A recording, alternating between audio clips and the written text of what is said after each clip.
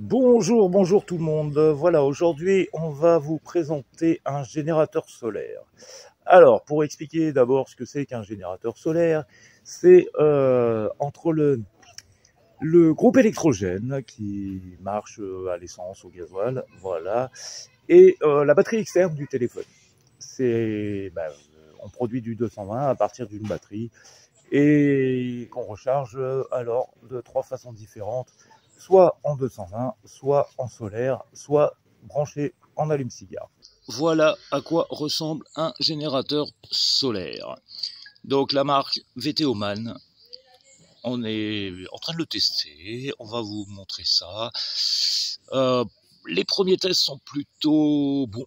Concernant les prises, donc vous avez ici 3 prises 220, ici la possibilité de rajouter, si on n'a pas assez d'autonomie, une batterie, donc, ou d'en brancher un deuxième à côté. 3 prises USB normales, une prise Quick Charge, qui veut dire chargement rapide, c'est-à-dire c'est une prise avec un plus gros ampérage. Tous les appareils font pas le Quick Charge. Ici, une prise allume-cigare normale, standard, et 2 prises type panneau solaire. Donc ce sont des sorties, tout ça. Alors sortie 12 volts, sortie 5 volts pour l'USB et 3 sorties 220. Ici, donc comme je disais, c'est pour pouvoir en coupler 2, avoir une meilleure autonomie. Ici, c'est une prise un peu spéciale. Voilà, c'est marqué dessus. Alors c'est le même type de prise, hein. Il n'y a pas l'adaptateur qui va avec. Voilà. C'est pour servir de booster démarreur de voiture. Voilà, alors je vous montrerai, moi j'en ai un à moi, donc j'ai la prise qui va avec. Ici, 2 prises type USB-C, donc c'est les nouvelles prises, hein, alors qui vont permettre de charger les téléphones, mais aussi les ordinateurs, tablettes, voilà, un peu récents, avec donc une puissance qui est relativement plus forte que les prises USB normales. Et ici, vous avez l'entrée pour le 12 volts, alors panneau solaire ou adaptateur, voilà. Ça, c'est une entrée pour le 12 volts. Alors, pour l'allumer, il suffit d'appuyer sur un des petits boutons jaunes. Donc, soit l'allume-cigare ici, USB ici, ou 220 ici. Voilà, on voit qu'il affiche, alors 64% c'est son autonomie de batterie, et il affiche ce qui sort. Voilà, la puissance en watts qu'il dégage. Voilà, bon, il va pas tarder à s'éteindre puisque j'ai rien de branché dessus. Voilà, il se met en veille tout seul là. Alors, autre chose qui est intéressant sur ce modèle, c'est une lampe. Voilà, si j'appuie ici sur le voyant, voilà, vous avez la lumière, donc plusieurs puissances de lumière, le mode stroboscopique et le mode SOS. Voilà. Donc c'est relativement intéressant, ça permet de pouvoir le poser sur une table tout simplement et d'avoir une lumière d'appoint sur la table. Alors il est fourni avec cette petite sacoche, on va regarder tout de suite ce qu'il y a dedans. Donc dans cette sacoche on retrouve ici le chargeur 220 qui est un peu imposant, mais ça gêne en rien puisque c'est pour le brancher à la maison. Voilà, qui va permettre de le brancher sur le secteur normal, donc avec tous les câbles. Ici, la prise d'allume-cigare pour pouvoir le brancher sur le véhicule, en roulant de préférence, hein, pour que l'alternateur fournisse du courant. Voilà. Prise USB vers USB-C qui permettent de brancher téléphone. Ici, USB-C, USB-C, qui permettent aussi de brancher téléphone ou ordinateur ou tablette, comme je disais tout à l'heure. Voilà, et après, la prise secteur ici, européenne. Voilà, petite sacoche pour tout ranger, c'est très pratique. Allez, je vous montre, on a reçu la deuxième partie du générateur solaire. Et voilà, une jolie petite valise, pas très très lourde. Voilà, j'ai pas le poids exact, je vais regarder. C'est pas énorme. Ça se transporte très facilement. Donc de la même marque, vous pouvez aussi avoir en option cette petite mallette qui, elle, est très légère. Voilà, c'est une mallette surprise. Je vais vous montrer ça. Donc, cette petite mallette avec des prises solaires directement reliées dessus. Parce que, vous l'avez compris, ce sont des panneaux solaires qui viennent pour recharger directement le générateur. Je vous montre la mallette une fois dépliée. Donc, 4 petits panneaux solaires qui vont permettre de se brancher et de recharger le boîtier. Une fois en place, ce que ça peut donner. Je vais montrer l'arrière puisque tout est prévu. Regardez, vous avez des petits pieds qui sont incorporés dessus. Voilà, qui permettent de le tenir dans la position idéale pour charger. Là aussi, vous avez sur le panneau solaire une petite sacoche de rangement qui sert, je vais vous montrer en direct, à ranger les câbles. Alors sur les câbles, d'un côté les prises solaires standard, alors qui vont aller se brancher directement à la mallette. Vous ne pouvez pas les inverser puisque hop, c'est 2 prises différentes pour le plus, pour le moins, et vous avez la même chose de l'autre côté. Donc la femelle sur le mâle sur la femelle. Voilà, donc j'ai branché. Alors c'est des prises étanches. Voilà, c'est des prises étanches.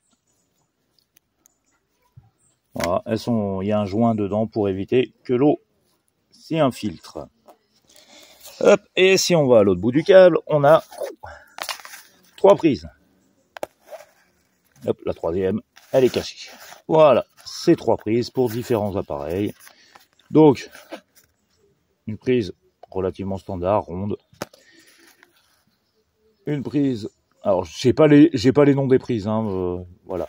Donc, il y a vraiment 3 types de prises. Voilà. J'imagine que certaines doivent pouvoir se rallonger pour multiplier les, permettre de brancher un autre panneau solaire derrière pour avoir plus de production. Alors moi, sur le boîtier, j'ai décidé d'utiliser la prise ronde standard. Voilà. Et je vais vous montrer comment ça charge. C'est-à-dire, je vais relever le panneau, le mettre face au soleil, et on va vous montrer, ah, le chat qui s'est déjà couché dessus. Donc voilà, je vous montre, j'ai mis le panneau au mieux au soleil. Voilà. Je suis branché. Et donc, si on regarde là, en théorie, voilà. Il me dit, alors, on voit pas très bien sur le, ça y est, qu'il est à 64%, que il sera chargé dans 7h,7. Il produit actuellement le panneau 59 watts. Alors, je suis pas en plein soleil, j'ai un peu d'ombre là-bas. J'ai aussi le problème, c'est que actuellement il fait pas très beau dans les Landes. On a un petit rayon de soleil là qui est passé, je me suis vraiment calé sur le petit rayon.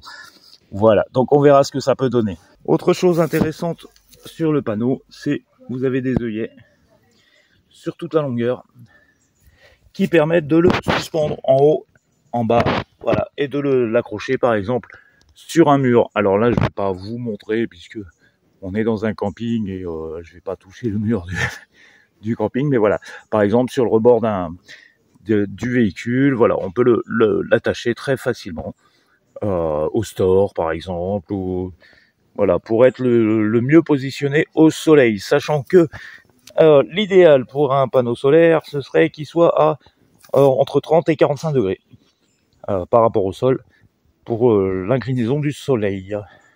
Alors ça dépend de la région, ça dépend de l'époque de l'année, voilà. Mais dans la moyenne, c'est ça. Allez, petite chose que je viens de remarquer en plus, donc on a les pieds comme je vous ai montré, et regardez, il y a un petit système d'accroche, là, ici, sur chaque panneau. Voilà, et là. Voilà, ce qui va permettre peut-être de le suspendre contre un mur, de l'accrocher à un store, voilà, donc le système d'accroche qui peut être pas mal du tout. Alors il y a les mêmes en bas, c'est-à-dire on peut l'accrocher en haut, en bas, pour le mettre à plat, pour le suspendre, pour être bien dirigé vers le soleil. Allez, pour montrer le fonctionnement en 2 temps, voilà, je vous montre. J'ai branché l'appareil. Alors l'appareil, c'est quoi? C'est aspirateur 700 watts. J'ai plus qu'à allumer. Ah, si j'allume pas les prises, ça va pas le faire. Voilà. Et mon aspirateur, il fonctionne. Voilà. Je fais couper pour le bruit. Voilà. L'aspirateur fonctionne. Le 220, donc 700 watts sans problème. Alors, le générateur solaire, pour les données techniques, est donné pour 2200 watts, ce qui est relativement énorme. Pour vous donner une petite idée, une cafetière fait en moyenne 1500 watts, puisqu'en fait, il y a une résistance qui chauffe. Une machine à laver. Vous avez des machines à laver qui font 1200, 1300 watts. Ça peut tourner dessus. Voilà.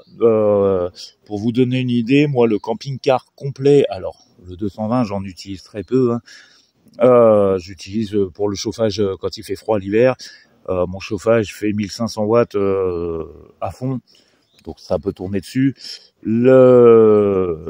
J'utilise pas de cafetière, voilà. Sachant que moi sur le camping-car j'ai un convertisseur qui est branché aux batteries qui fait 1000 watts et 1000 watts, je m'en sors très très bien pour brancher mon ordinateur, pour brancher les téléphones si je veux en 220, si on a voilà, si on a besoin, je fais tourner tout le camping-car avec 1000 watts. Ça fait 2200 watts. Et ben moi, j'ai découvert cette batterie presque en même temps que vous. Et ben franchement, quand on voit la vidéo, moi je trouve pas trop mal. Je trouve que ça a l'air assez sympathique. J'aime beaucoup le système des panneaux solaires qu'on peut attacher partout. Et ouais, franchement, en regardant un petit peu comment c'était présenté, j'ai trouvé que c'était pas mal, voilà. Et puis j'ai mis la petite pochette fourre-tout avec tous les câbles et tout fourni. Bref, voilà. Bon, je vous mets le petit lien dans la description. Et puis merci d'avoir regardé cette collaboration. Sachez que cette station d'énergie, elle était prévue pour envoyer en Bosnie, sauf que du coup j'ai personne qui va en Bosnie, donc on va faire un petit peu le tour, voir qui en a besoin, parce que nous on n'en a pas l'utilité, les notifiés n'en ont pas non plus l'utilité, et donc c'est avec plaisir qu'on vous la donnera, voilà. Bon allez, on s'arrête ici, on vous embrasse et on vous dit à bientôt.